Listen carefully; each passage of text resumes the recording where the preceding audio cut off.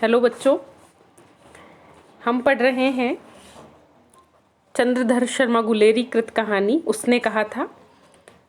पिछले वीडियो में हमने पढ़ा कि दो बच्चे हैं, वो किसी दुकानदार के यहाँ मिलते हैं। एक मगरे में रहता है और एक माझे में। एक बढ़िया लेने आई हुई है सब्जी के लिए और एक अपने मामा के बाल धोने के लिए दही लेने आया हुआ है। बच्चे को जब पता चलता है कि बच्ची की कुड़माई हो गई तो वो परेशान होकर घर आता है। इसके आगे, क्योंकि ये कहानी फ्लैशबैक चल रही है, आगे का जो सीन है, एक बच्चा है वो पीछे का ये सीन बचपन का याद कर रहा है और वो जवान है, फ्रांस के युद्ध में सैनिकों के साथ डटा हुआ है। वहाँ से ये कहानी फिर शुरू होती है। राम राम, यह भी कोई लड़ाई है। दिन रात खंदकों में बैठे बैठे हड्डियाँ अकड़ गई। लुधियाना से 10 गुना जाड़ा और मेह और बर्फ ऊपर से, यानी मौसम बना हुआ है पंजाब से कहीं 10 गुना ज़्यादा जाड़ा है और बारिश और बर्फ ऊपर से गिर रही है। भारत के सैनिक जो फ्रांस लड़ने गए थे उनका वर्णन यहाँ पर किया जा रहा है। पिंडलियों तक कीचड़ में धंसे हुए हैं, गनीमत कहीं दिखती नहीं। घंटे 2 घंटे में कान के पर्दे फाड़ने वाले धमाकों के साथ सारी खंदक हिल जाती है। खंदकों में सैनिक हैं और बारिश बरसने से गीले हो रहे हैं और 100 गज धरती उछल पड़ती है। इस गैबी गोले से बचे तो कोई लड़े। नगर कोट का जलजला सुना था। यहाँ दिन में 25 जलजले होते हैं। जो कहीं खंदक से बाहर साफा या कोहनी निकल गई तो चटाक से गोली लगती है। न मालूम बेईमान मिट्टी में लेटे हुए हैं या घास की पत्तियों में छिपे रहते हैं। जर्मन सैनिकों के लिए यहाँ पर ये बात कही जा रही है कि पता ही नहीं चलता कि कहाँ पर वो छिपे हुए हैं।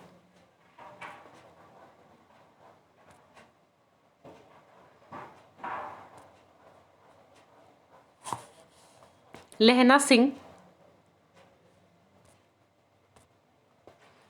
सिंह और 3 दिन हैं, 4 तो खंदक में बिता ही दिए। परसों रिलीफ आ जाएगी और फिर 7 दिन की छुट्टी। अपने हाथों झटका करेंगे और पेट खाकर सो रहेंगे।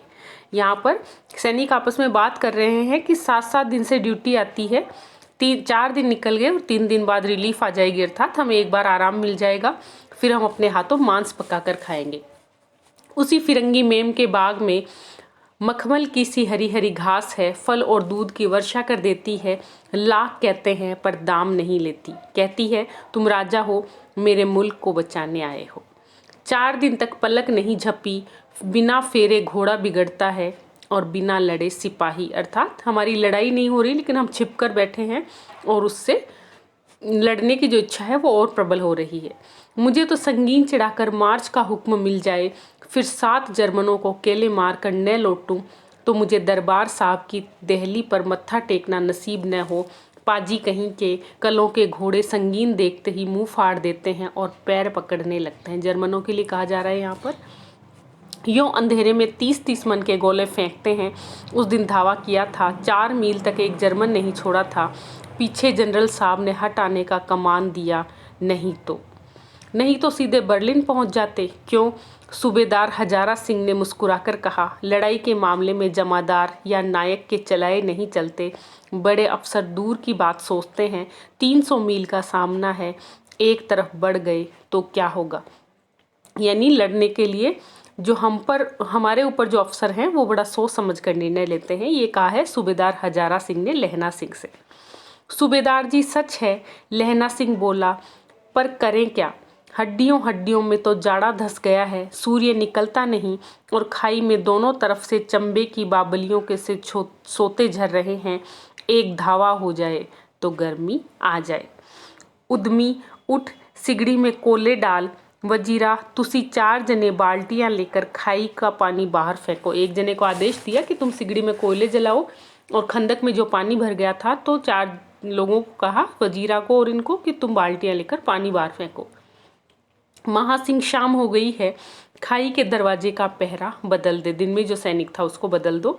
यह कहते हुए सूबेदार सारी खंदक में चक्कर लगाने लगे।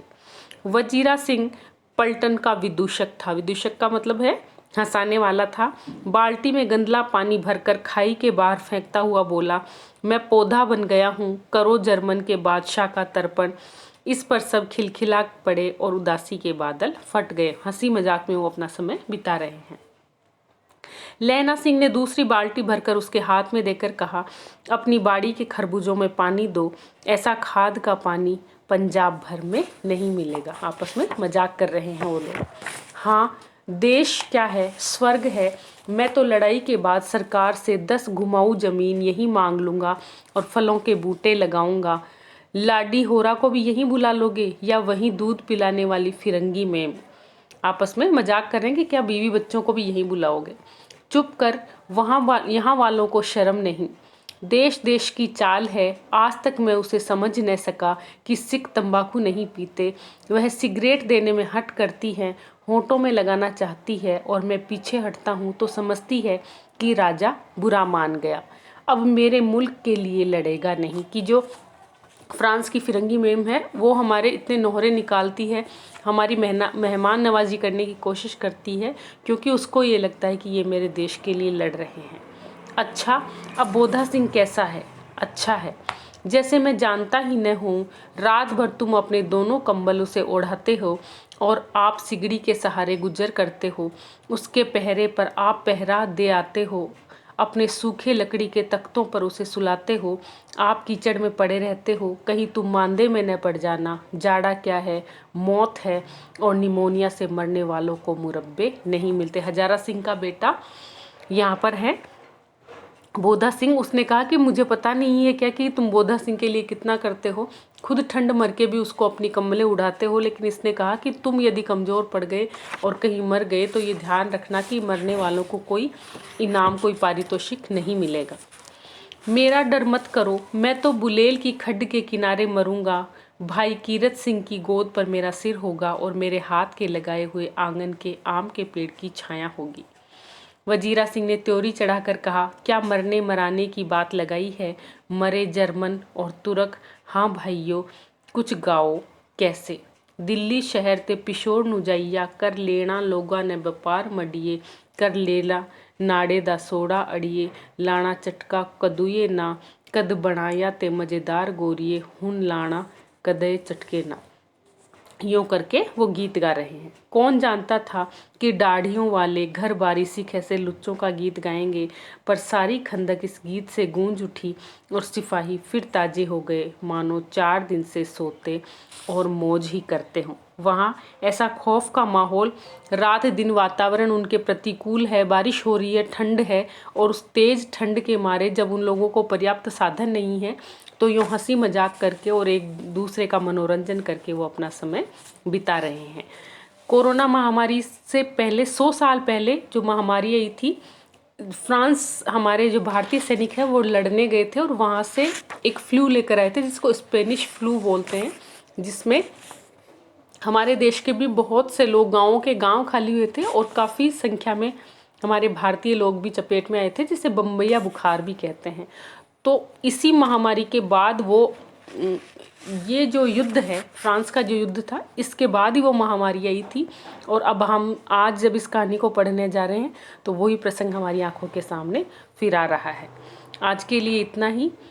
इसका जो बाकी का बचा हुआ पार्ट है वो हम अपने नेक्स्ट वीडियो में पढ़ेंगे। तब तक के लिए धन्यवाद।